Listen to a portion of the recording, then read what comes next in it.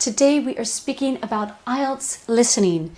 There are 4 sections in the listening exam in IELTS. And by the way, whether you're doing academic or general IELTS, the listening is exactly the same. In section 1, you'll hear 2 people talking. So it'll be a social conversation. Normally the topics will be college or work or studies. You might hear a lot of dates, times, letters. And in section 2, you'll hear a monologue. So you'll hear one person talking, maybe describing a location or describing a country or a region. So a general topic. In section 3, you will hear 4 people speaking on an academic topic. So at that point, you'll hear more voices, probably male, female voices, different accent. And in section 4, you'll hear a lecture on an academic topic. So a lot of people find section 4 the most challenging because it's more technical, it's not a general subject. So in terms of time, you have 30 minutes in listening. So the time is quite intense, and you'll have 1 minute at the beginning to read the questions. So you'll be given the context of the listening, 1 minute break to read the questions. So make sure you do read the questions in advance.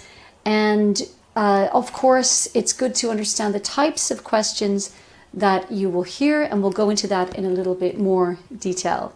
The band scores for listening, the same for academic in general. 40 questions, you get 1 mark for each correct answer.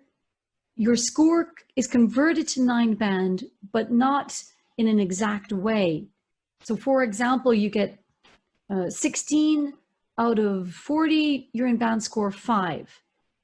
23, band score 6, 30, band score 7, 35, band score 8. And you're given that band score for listening.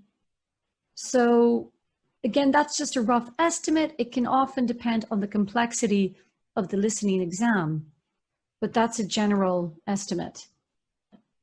Types of questions in listening: completing a form, note, summary, flowchart, or table, short answer questions, sentence completion, labeling a map, plan, or diagram, matching, multiple choice. So in order to tackle those types of questions, there are a number of skills that you need to develop. You need to understand the context, to identify speakers and categories, to understand paraphrase, to know what a distractor is, to understand position and direction in a map and in a process, and of course to understand the speaker's opinion, suggestions, or decision, identify the main idea and details of a lecture, and understand numbers and letters. So those are the top skills that you can develop to prepare for the listening exam. To understand the context, not so difficult, because when the listening begins, you're given the context. So normally you'll hear something like, you will hear a man and a woman speaking about college courses. Listen carefully and answer questions 1 to 5. So you already know the context from the beginning of the listening. After the introduction, you'll have a short time to read the questions. So use this time between the introduction and the listening test to read and study the questions so that you know what to answer. Identifying speakers. Practice listening to different accents.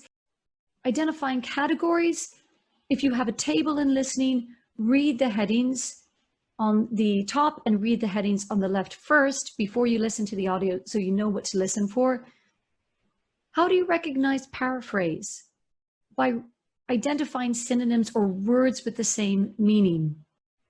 So often ideas are repeated or paraphrased in listening. So for example, we hear a man in the audio say, "I'm thinking about changing my job." And then in the question, we read A, the man is considering changing his work. B, the man is thinking about his job. C, the man will change his job. So what do you think is the best answer? What is the man saying? Answer A is correct. So the man is considering, he's thinking about. Consider is a synonym for think about. Number B and number C are what we call distractors. They look similar, they sound similar, but they're not the correct answer. So what is a distractor? It's an answer that sounds correct or might be correct, but it's not. So if I say to you about a meeting, let's have our meeting today at 8:30. Did I say A, 8:30, B, 8:13, or 9:30? I think you know the answer. It's 8:30. So the distractor is 8:13 because it sounds similar, and 9:30 is simply incorrect.